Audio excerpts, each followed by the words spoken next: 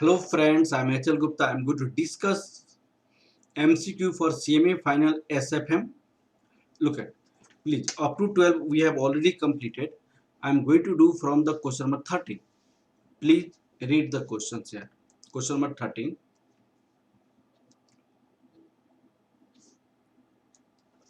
Look at it. You are given the following information: required rate of return and risk-free rate of return. Required rate of return on required rate of return on risk-free securities, that is just 7%. It means risk.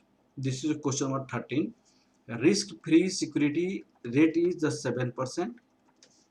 Rate of return. Market return is just 12%. Return on the market portfolio, this is a 12%. Beta of the firm is 1.7. The cost of equity as per the CAPM. Cost of equity as per CAPM. Cost of equity equal to risk free rate of return plus beta RA minus RF. Risk free rate of return 7% plus beta 1.7. This is the RM. RM is a 12%. RF is just 7%. Okay, 7% plus this is overall, this is a 15.5%. 15.5%. Nearest of 15.5% is, this is 16.63. That is why the answer of A is 13 is A part. These are very simple questions. Okay. Now question number 14. Question number 14. Please read the question number 14 here. Okay.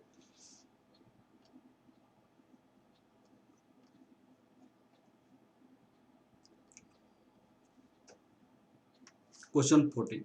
The following statement is true in context of the rupee dollar exchange rates, with RI denoting the interest rate India and RU denoting the interest rate USA. Look at it. In the case of interest rate of rupees is higher than interest rate of dollar, in this case rupees will depreciate in future market and dollar will appreciate in future market. In the second case, if interest rate of dollar is higher than interest rate of rupees, in this case dollar will depreciate in future and rupee will appreciate in future. It means the currency having high interest rate will depreciate in future and the currency having low interest rate will appreciate in future. Okay, you must have to keep in your mind. Look at, rupee will forward discount if rupee is higher than R is a rupees and RU forward discount. Okay, rupee is a discount. Rupee will be at forward premium if dollar is higher. If dollar is higher, and this both the statement is correct. With both the statement is correct. Rupee will be at forward discount if rupee interest rate is higher, and rupee will be premium when dollar interest rate is higher. This both the statement is true in the given case. In the both the statement will be true. Okay. Okay, in this case the answer you have to give, the either you can give the answer B or you can give the answer A. Okay, look at it. This is the interest rate parity theorem. Here question number 15. The following is not a systematic risk. Not a systematic risk. There are two types of risk. One is a systematic risk, other is a unsystematic risk. The risk which is diversified, which is controlled, which is minimized, that is said to be unsystematic risk. Unsystematic risk. The risk which is not diversified, not minimized, not controlled, that is said to be the systematic risk. In the given case, we don't have the control over market. That's why this is a systematic risk. Interest rate, we don't have a control over interest rate. of market. That's why this is a systematic risk. Purchase power risk, purchase power, inflation, we don't have control of inflation. That's why this is a systematic risk. But business risk within the business, this is the your unsystematic risk. That's why not systematic risk. This is a business risk. Business risk is not a systematic risk, not a systematic risk, because of business risk is under control. Business risk is under control. We can control business risk. That's why this is not a systematic risk. That is the part C is your answer. Okay, look at it. In the question number 16, the following statement is true if R denotes the correlation coefficient. R equal to plus 1 implies that R equal to plus 1, this is a perfectly positive correlation. In this case, the relation is this: higher risk represents. R equal to minus 1 implies the full diversification. Yes, full diversification. This is a full diversification of securities in a portfolio. This is the full diversification, and risk will be controlled under this. Risk is a control under it. The following statement is true. It is denotes this. R equal to G implies that ideal situation at zero risk. No. R is independent. Diversified. Nothing can be inferred based on R. R is independent. Independent. No, it is also false. And this is R equal to 1. This implies full diversification. This is also false. So only true is this: R equal to minus 1. This is a perfectly negative correlation. It is a full diversification. I've already explained in my concept class. When R equal to minus 1, perfectly negative correlation, there is no diversification, no change in average return. That's why fully diversification. The answer of 16 part is a B. Answer of 16 part is a B. Okay. Now question number 17, please. The following is not a feature of the capital market line. Capital market line. Capital market line, look at here. In the case of capital market line,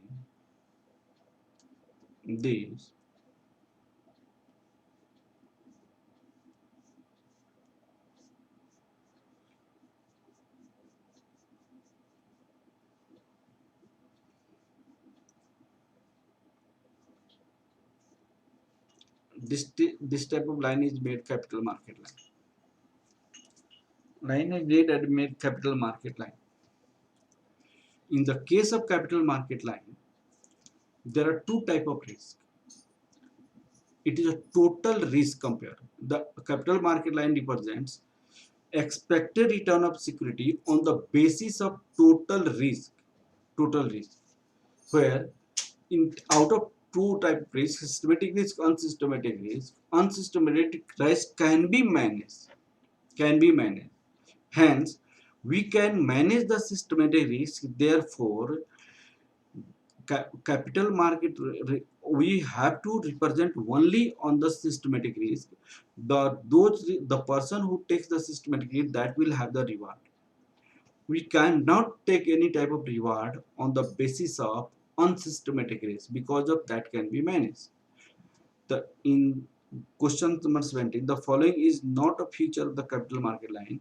There is no unsystematic risk.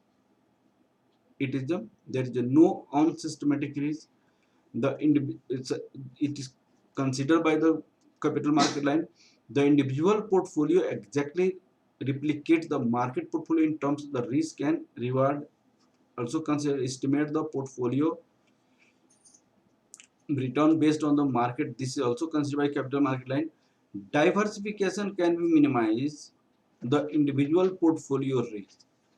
Diversification can be minimized on individual portfolio. This is the based on the capital market. This is not a features of the capital market line. Okay, part 18. Now question number 18. Please look at it. Part D is the answer here. Okay. A project has 10% discounted payback period. Payback. A project has 10% discounted payback, 2 years with the annual after tax cash inflows commencing from end of 2 to 4 years, that is a 4 lakhs. how much would have been initial cash outlay which was fully made at the beginning of the year. Look at it. Question number 18. Discounted discount rate, this is given 10%. Payback period, this is given 2 years. Here, initial cash outflow you have to calculate first year, 2 year, 3 year, 4 year. Accumulated cash inflow 2 to 4 year is 400. This is the 400. This is your 400. Then it is asking what will be the present value of cash outflow. Present value of cash. This is going to be asked in a 0 year. So what will be the present value of this? Present value of this. Present value. So present value of cash inflow would be calculated as present value of cash inflow from 2 to 4th year.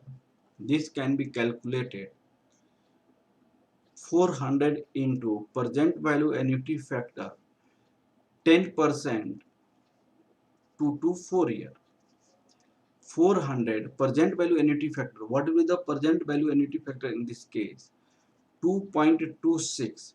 Total is rupees 904. Total is 904. Hence, initial cash outflow. Hence,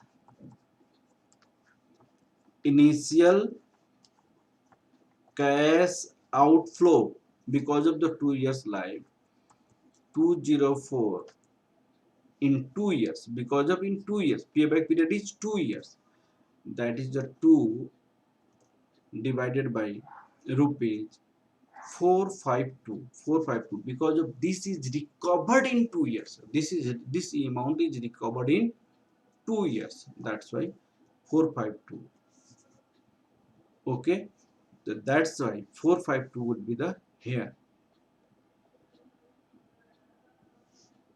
452 will be the initial cash outflow. The B part is your answer. B part will be your answer.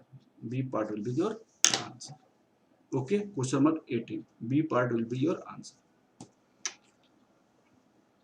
Because of there are 2 years payback period, there must be in 2 years how much amount will be recovered, that you need to calculate in 2 years. Now question number 19. Look at it. 19. A project is expected to yield on after tax cash inflow at the end of 2 years is 150. 0 1 150 lakhs, and the cost of capital is 10%. That is discount rate 10%, inflation rate 3%. While the computing the net present value of the project, this cash flow will be taken as follow. So how will you cash flow? First you have to calculate real cash flow. Real cash flow is calculated 1 plus 0.03 whole square. Present value of cash inflow 150 cash inflow, that is real cash inflow. Real cash inflow 150 divided by 1.03 whole square whole divided by, because of 10% is a discount rate, this is also discounted by 1 plus 1.03 1 plus 0.10. This will be the present value, and it is in the part of second, that is B part. B part will be the answer. Okay, look the question number 20. The firm has a beta assets 1.3. equity beta 1.5, then which of the following is true? The firm is unlevered. No, firm is a levered. It is a not.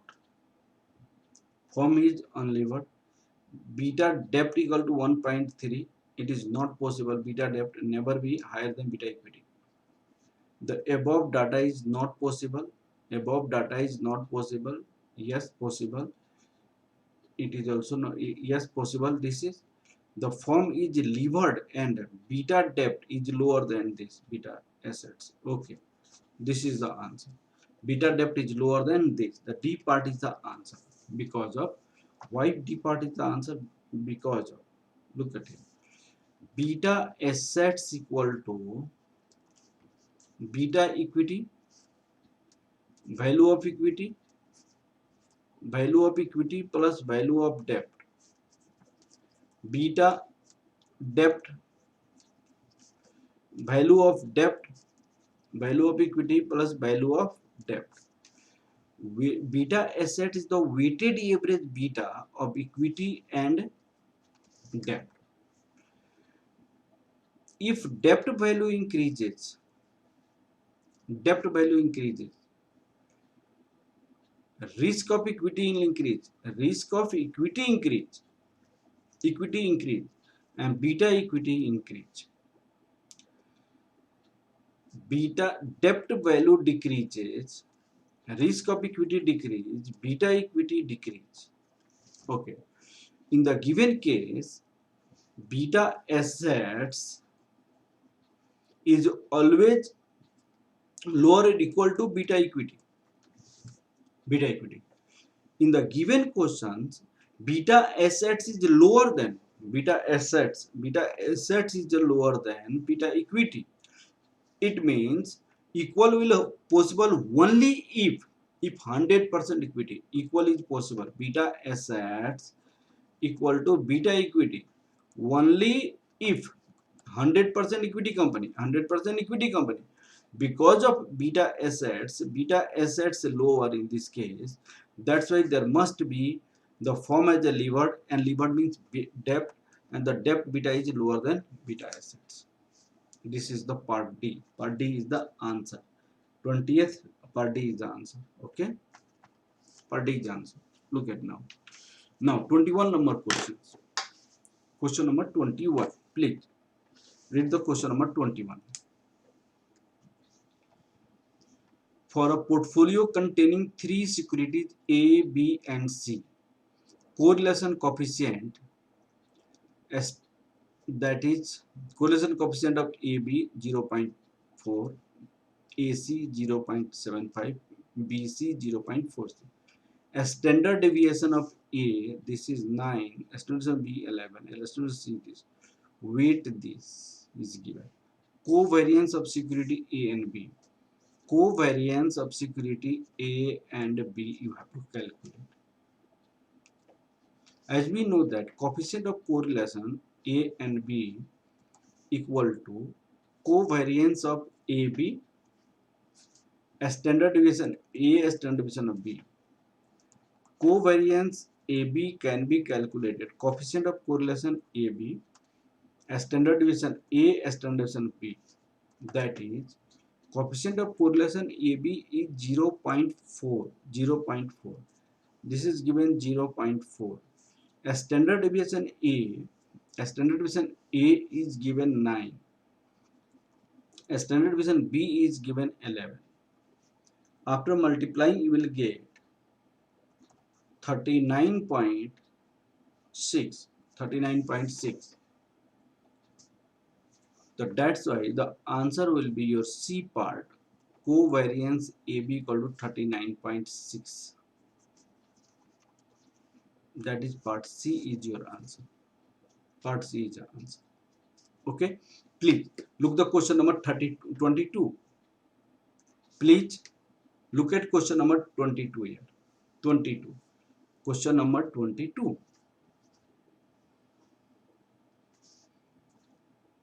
A rupees 1000 per bond bearing a coupon rate 14%, maturing after 5 years. Required rate of return 10%. The value of the bond. Okay, you have to calculate value of the bond. Face value 1000, coupon rate 14%, interest 14% of 1000, this is rupees 140. 40% of 1000 is 140. It means you are going to receive 1 2 3 4 5, 140 here, 140 here, 140 here, 140 here, 140 here, plus redeemable value. If the information of redeemable is not given, then it is assumed to be face value. The market value of bond equal to present value of cash inflow at the rate of desired return. Desired return 10%. 140 into present value annuity factor 10% 5 year, plus 1000 present value factor 10% 5 year. 140 into present value annuity factor 10%. This is your 3.79 plus 1000 into 3.79 into 1000 into 0.621. So 530.6 plus 11625 this implies that 1151 115 1.6 1151 1.6 1152. This is a part B. B part is your answer. B part is your answer. B part is your answer. That is part B. B is your answer. Okay. Please look the question number 23 here.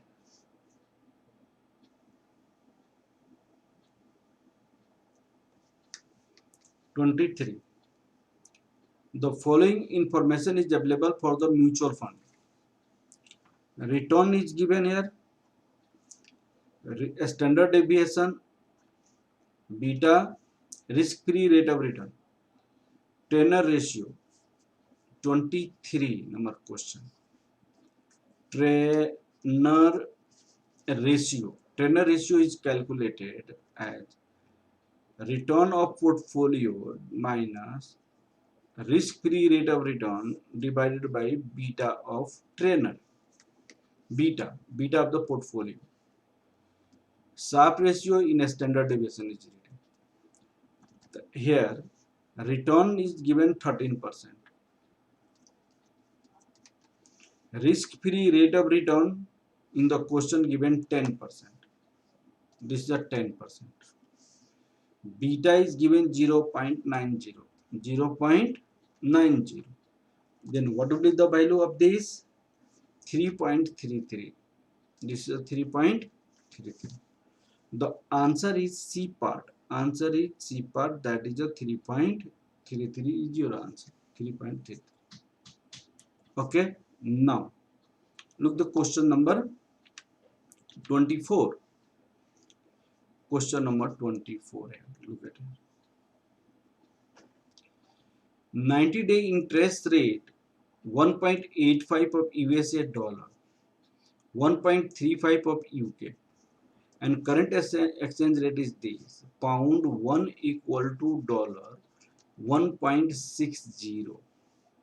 What will be the forward rate? As we know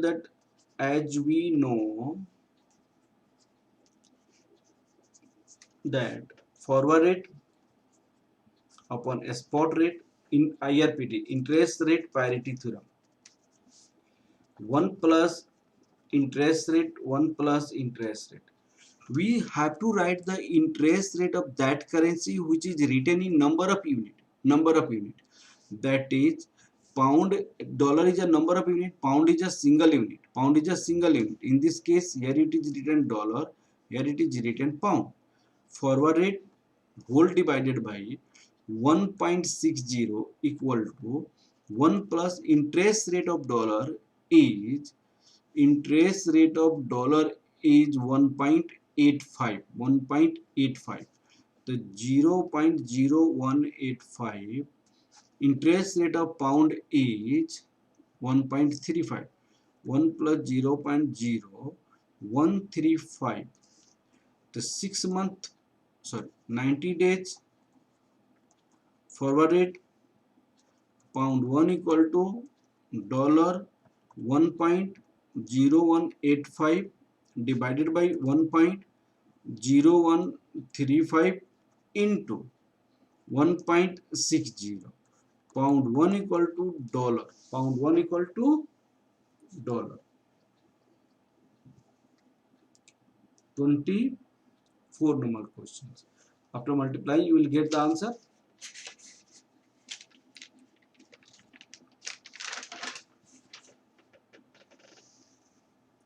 1.60,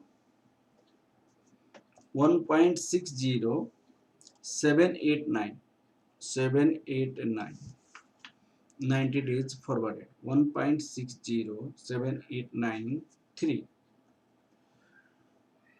It is the part A. This is the part A.